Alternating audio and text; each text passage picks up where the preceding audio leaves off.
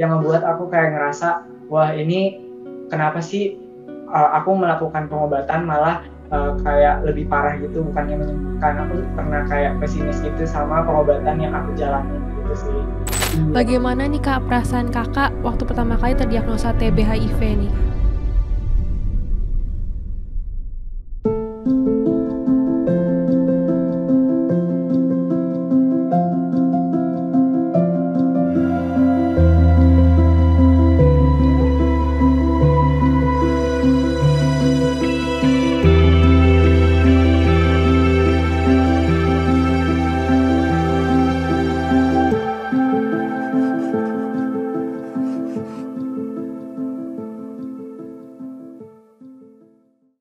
Halo Sobat TB, selamat datang di TB TV. Take Action, No Discrimination.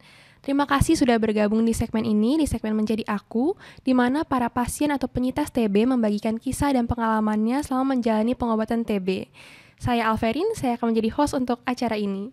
Pada episode kali ini, kita juga kehadiran tamu yaitu Kak Putra, di mana ia merupakan pasien TB paru yang sedang menjalani pengobatan di bulan kelima, dan secara bersamaan dia juga sedang menjalani treatment untuk B20 atau HIV, di mana Kak Putra ini juga sangat aktif di media sosial untuk membagikan kisah pengalamannya tentang TB. Sebelumnya, aku mau menjelaskan sedikit nih tentang TB HIV. HIV itu merupakan kondisi di mana pasiennya memiliki imun yang lebih lemah dibanding orang umumnya, sehingga sangat rentan untuk terkena infeksi TB. Sehingga ini sangat memungkinkan untuk pasien dengan HIV juga terkena TB secara bersamaan. Jadi di sini kita mau ngobrol lebih lanjut dengan narasumber kita, Kak Putra, mengenai perjuangan dan pengalamannya selama menjalani pengobatan TB. Mari kita sapa narasumber kita. Halo Kak Putra. Halo. Halo Kak, apa kabarnya nih Kak? Sebelum kita berbincang lebih lanjut, mungkin bisa perkenalan dirinya dulu Kak untuk sahabat-sahabat TB lainnya. Halo Sahabat TV, perkenalkan nama aku Putra, umur aku 24 tahun. Saat ini aku merupakan salah seorang konten kreator full time ya. Salam kenal semuanya. Ya, salam kenal juga Kak. Untuk saat ini kesibukan Kak Putra sebagai content creator ngapain aja nih Kak? Boleh tolong di-sharekan untuk teman-teman semuanya? Paling untuk saat ini aku lagi ngebangun agensi sama teman-teman aku. Untuk posisi aku sekarang ini untuk handle KOL spesialis dan juga digital marketingnya. Wah, keren banget nih Kak. Mungkin kita mulai masuk ya Kak untuk pengalaman Kakak nih terkena TB. Kalau boleh diceritain kapan sih Kak pertama kali Kakak tahu kalau Kakak terdiagnosa TB? Untuk pertama kali aku dinyatakan terdiagnosa TB itu pada Januari 2024, itu melakukan pengetesan ronsen toraks. Oke, nih Kakak kenapa nih? Kenapa tiba-tiba Kakak bisa awalnya mau ronsen toraks? Apakah ada gejala awal atau bagaimana Kakak bisa akhirnya memutuskan untuk cek TB? Oke. Memang waktu itu aku emang udah mengalami gejala-gejala yang ngarah ke TB dan aku juga belum tahu aku kena penyakit apa karena memang udah banyak banget gejalanya kayak batuk, keringat malam, ada sesak napas juga. Akhirnya dari pihak orang tua aku juga menyarankan untuk ke puskesmas dan setelah aku cerita gejala-gejala yang aku alami, mereka suspek ke TB dan aku akhirnya dirujuk ke rumah sakit gitu. Waktu itu kondisi aku memang lagi drop banget karena ada sesak napas. Setelah dirujuk ke rumah sakit, itu aku dilakukan pemeriksaan BTA atau tes dahak, dan untuk tes dahaknya itu negatif dan pas dilihat ronsen toraksnya dilakukan ronsen toraks itu hasilnya akhirnya positif gitu. Oke, kalau aku lihat nih kan, Kakak kan juga aktif nih jadi content creator. Aku lihat di VT Kakak ternyata juga terkena B20 ya atau HIV Kak. Nah kalau boleh tahu, Kakak nih terkena HIV dulu baru TB atau TB dulu baru HIV nih Kak? Oke, aku mau cerita ya. Jadi sebenarnya aku kena HIV dulu. Jadi aku pernah itu tes VCT. Tes VCT itu merupakan tes untuk mengecek status HIV seseorang. Itu di 2020. Aku pernah tes karena memang sebelumnya aku pernah melakukan hal berisiko yang berhubungan dengan penularan dari si HIV ini. Akhirnya aku melakukan tes dan dinyatakan reaktif. Tapi waktu itu memang ini penyesalan dari aku sampai saat ini. Waktu itu aku nggak langsung melakukan pengobatan dan barulah di 2023 aku mengalami perubahan pada tubuh aku, jadi kayak lebih gampang sakit, lebih gampang kelelahan dan masalah-masalah lainnya. Dan di 2024 aku akhirnya dinyatakan positif TB juga, begitu. Oke, sebelum kakak tes ini, apakah kakak tuh memang udah ada gejala dari HIV-nya sendiri atau belum kak? Atau memang karena kakak punya pernah riwayat beresiko nih, jadi kakak baru tes atau memang udah ada gejala nih kak sebelumnya? Sebelumnya pas aku tes itu aku ngelewatin masa jendela, yaitu 1 tahun setelah melakukan hal berisiko. Jadi aku nggak punya gejala yang signifikan yang mungkin aku notice, oh ini kayaknya dari HIV, itu nggak ada. Jadi aku keinginan untuk tes itu ya berasal dari apa yang udah pernah aku lakukan yang sekiranya memang sepengetahuan aku itu adalah berisiko untuk penularan dari HIV gitu sih. Oke. Nah, sebelum kakak terdiagnosa TB nih, sebelumnya tuh kakak udah tahu belum sih komorbiditas TB HIV itu sendiri atau pernah dijelasin nggak sih sama dokter HIV sebelumnya? Nah, karena aku tuh belum pernah melakukan terapi ARV sebelumnya dan memang aku tuh masih buta banget edukasi soal komoditasnya ataupun penyakit penyertanya untuk orang yang hidup dengan HIV. Jadi aku masih buta banget nih pengetahuan-pengetahuan tentang TB gitu sih. Oke, jadi memang belum pernah tahu ya, ternyata tiba-tiba setelah HIV kakak juga kena lagi TB-nya lagi ya kak. Iya. Bagaimana nih kak perasaan kakak waktu pertama kali terdiagnosa TB HIV nih kak? Aku jujur waktu itu emang kondisi aku emang lagi drop banget yang bikin aku ngerasa sangat-sangat stres dan mungkin aku berpikiran juga mungkin ini udah akhir dari segalanya karena aku ngerasa untuk pengobatan aku ini udah termasuk terlambat gitu karena aku sebelumnya pas udah dinyatakan reaktif aku nggak ngelakuin pengobatan itu sih. Oke, itu gimana kak? Untuk kakak akhirnya bisa bangkit dan akhirnya kakak mau ambil pengobatan nih kak?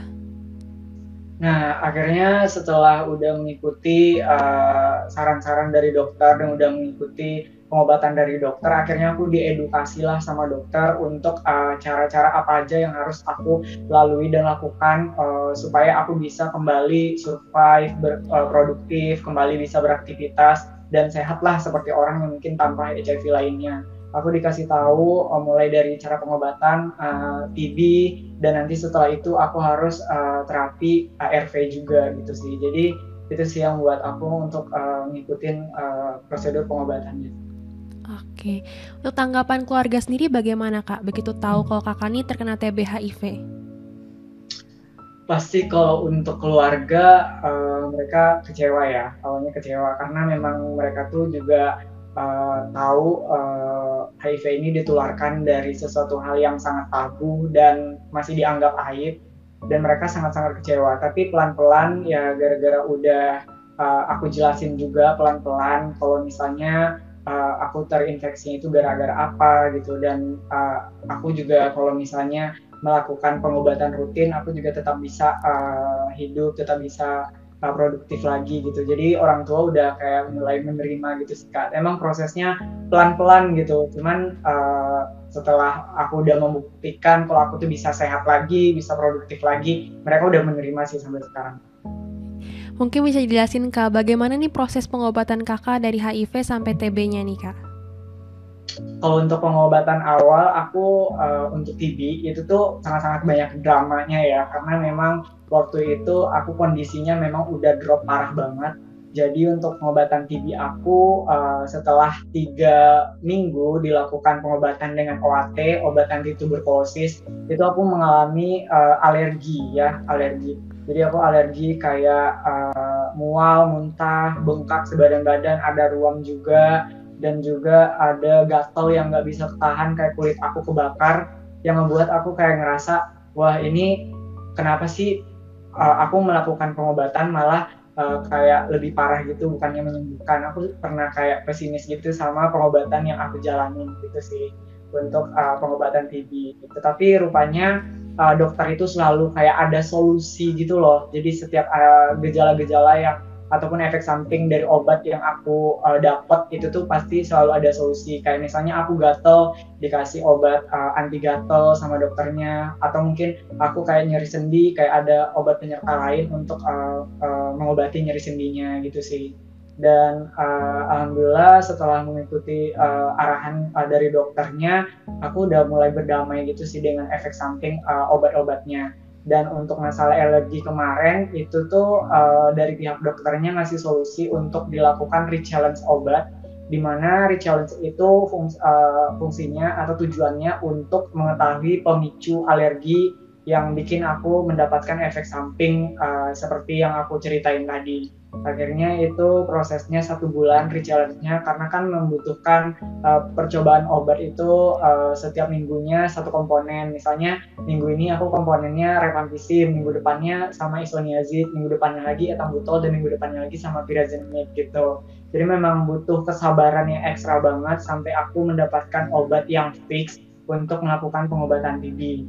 Nah, setelah aku udah mendapatkan pengobatan ataupun obat yang fix untuk pengobatan TB aku, akhirnya aku evaluasi dulu selama 2 minggu, dan akhirnya ARV dibarengin, diberikan pas setelah 2 minggu aku mendapatkan OAT. Kayak gitu sih Kak perjalanannya. Oke, berarti alurnya itu pertama Kakak memang udah terdiagnosa HIV, jadi udah di-treat dengan ARV, habis itu Kakak ada stop nih ya karena Kakak alergi, jadi ARV diberhentiin, baru setelah itu lanjut ARV ya Kak? Atau gimana nih Kak flow-nya?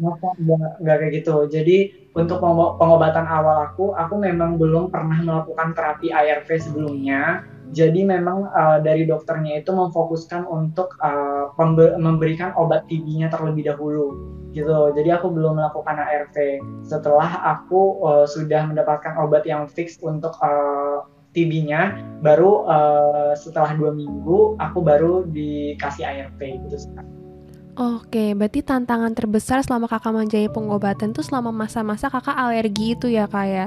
Iya, benar. Mungkin gimana nih Kak, untuk semangat Kakak gimana setelah Kakak alergi Kakak bisa bangkit untuk tetap melanjutkan pengobatan ini? Karena kan di awal-awal pengobatan ini berat banget ya Kak, Kakak mengalami alergi reaksi yang lumayan kan ya Kak. Gimana Kakak akhirnya tetap percaya ke dokter untuk tetap melanjutkan pengobatan ini Kak?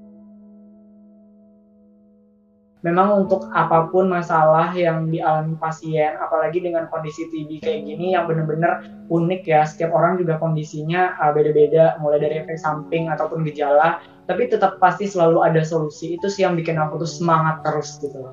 Kakak tahu nggak sih kalau misalnya anak kecil yang suka main layangan ya kan di tengah hari bolong pulang, itu kayak mukanya kan kayak kusam banget, hitam gitu ya. Aku kayak gitu kemarin, sempat yang bikin aku kayak down, insecure.